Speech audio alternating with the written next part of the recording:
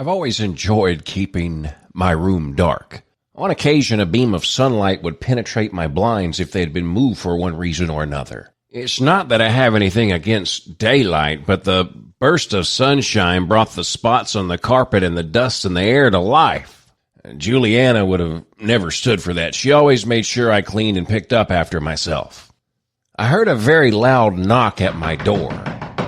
It didn't surprise me. It was my very determined neighbor who uses the holiday as an excuse to drive me crazy. Old guy. Hey, old guy. It's me again. I'm having friends over tomorrow to celebrate the new year. You're invited, but I know you won't show up. Hell, I'd be surprised if you even answered this door. I know I've said this the past 3 years, but this is the absolute last time I will bother you on New Year's Eve. I just figured we might want to, you know what? Never mind. She was acting like a child who was being forced by her mother to be nice to the uncle no one cared for. Later, Scrooge. I heard that. It's not the first time I overheard people walking up and down the hallways at night comparing me to pre-ghost Ebeneezer. I invited my neighbor in and offered her a seat. She reluctantly sat down and was obviously in some form of shock.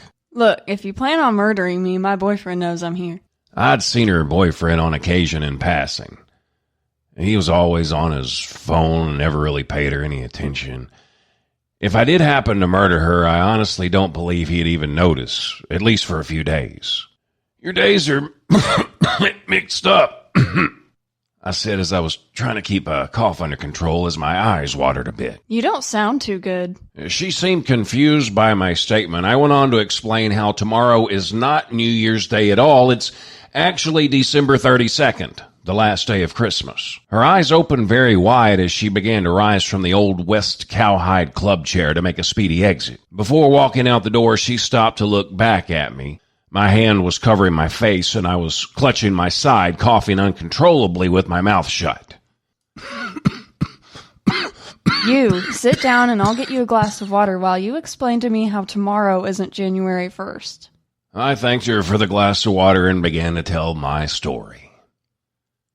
The year was 1971. I had just returned from Vietnam in the middle of December. I was in my 20s, stronger and healthier and arguably better looking. I was happy to be home for many reasons, but none compared to Julianna. I was going to ask her to marry me. We met a week before I shipped out. I bet we wrote each other 1,000 letters while I was gone and she was finishing college. We got to know each other through the mail. Each note uncovered something new. Each sentence in every letter was the beginning of our love story. We were married in December. Neither of our families had much money, so it was a small ceremony in a little church just outside of Clarksville. Her dad was the preacher, so we got a pretty good deal. I forgot to mention both of our birthdays were in December, and I proposed to her the day before Christmas the previous year. Seeing as how this was a very special month, we decided one day of Christmas just was not enough. Our first December as a married couple was the beginning of a very special tradition. Each year, the tree went up before midnight on November the 30th. December 1st, we celebrated Christmas. December 2nd, we celebrated Christmas. December 3rd, we celebrated Christmas, and this went on all the way through the 31st. We exchanged gifts each day, nothing too extravagant. It was mostly handmade cards, maybe a new pair of shoes or something. One year, I did manage to save up and get her a new ring for our 10-year anniversary on Christmas the 13th. She went all out and made me my favorite rum cake for Christmas the 14th. Our life together was special. Our life together was perfect. Around the time the 70s were coming to an end, we found out children weren't going to be possible. It was pretty devastating news for both of us, but we managed.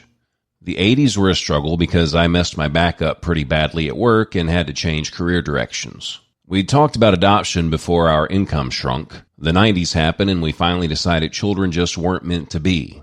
It probably took us a solid 20 years to let that dream go, but we were at peace with it.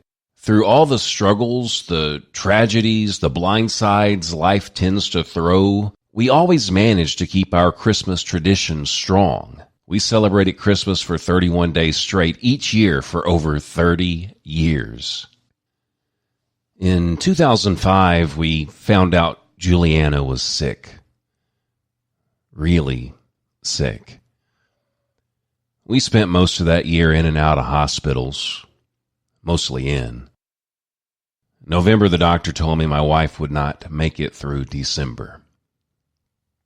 This simply meant we had to make adjustments. We lost the house over the course of her illness, but it didn't matter. I managed to get a Christmas tree up in her room by midnight, November the 30th. It was quite small, but a beautiful tree. Her smile lit up the room when she woke and saw it. On Christmas 1st, we exchanged gifts. On Christmas 2nd, we exchanged gifts. And on Christmas 3rd, we exchanged gifts. Early in December, she managed to glue, cut, and paint some of the most beautiful presents I've ever seen. The cards I gave her weren't near as detailed or colorful, but were made with just as much love. By the middle of the month, her Christmas gifts were hugs at first, then soft kisses before she nodded off each day. Eventually, her gifts became a tired little smile she was able to force before all of the medication sent her to sleep.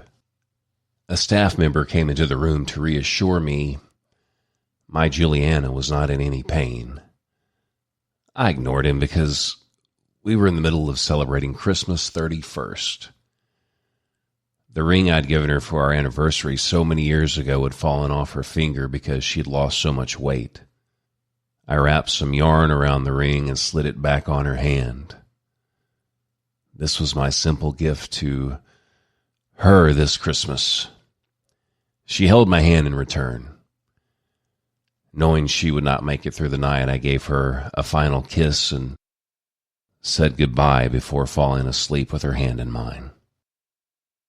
I guess I must have turned over in my chair during the night. I woke up the next morning refusing to open my eyes because I was content in the dark, imagining my wife next to me forcing a tired smile in my direction. I'd finally worked up enough nerve to peek at her next to me in the bed. She was still breathing. My stubborn wife had managed to live longer than anyone had expected. Right then and there, I decided this must be December 32nd. My wife decided to give me the most amazing, awesome gift anyone could ever receive. She gave me the gift of an extra day. I laid beside her and talked about our life together. The memories flooded in, and each moment, each Christmas was alive again. I wanted her to know I did not take her final gift for granted. I wanted her to know I never took a single Christmas or a single day with her for granted, ever. I looked at her and saw the beautiful woman I had met almost 40 years ago. I could see her hazel eyes full of joy, her perfect little crooked smile that was sometimes a mask whenever I did something stupid. I could smell her favorite perfume while I ran my finger over the bridge of her nose. We talked into the night. She passed late that evening. That's why December 32nd is the most important day of the year. My young neighbor's eyes were full of tears. She hugged my neck and left the room. I sat in my old chair that night holding my wife's ring. I needed to feel close to her. Once again, memories flooded in, and I was able to sleep on this special Christmas Eve. First thing in the morning on December 32nd, a very loud knock shook my apartment. My neighbor began speaking through the door. I broke up with my boyfriend last night. I told him your story. All he had to say was that it was silly to waste all of that time and effort each year. I kicked him out because I want what you had. I want that kind of love. I have a gift for you. It's Christmas the 32nd, and I want to clean your apartment for you. Hey, old guy? Old guy! She continued to talk, but I never responded. I had passed some time in my sleep earlier that night. I spent over 1,000 Christmases with Julianna, and that still wasn't enough. I was ready to hold her hand again. The Chris Top program listened to by at least 3 people worldwide. If you are turned about being woke and ready for your words to be snatched, please press 1. Jomo with Netflix makes you lit, press 2. Were you accused of being a stan because you didn't ship a relationship a hundo P? Press 3. Label yourself as a high-key goat but your friends say you're extra? Press 4. Someone spilt the tea on your bae and now you're mad AF? Press 5. Feeling shook because you didn't slay after shade was thrown your way? Press 6. Ready to end the call? Say goodbye, Felicia. For more tones from the top, check out Chris Top on Zedge Premium. Find the perfect ringtone for your phone.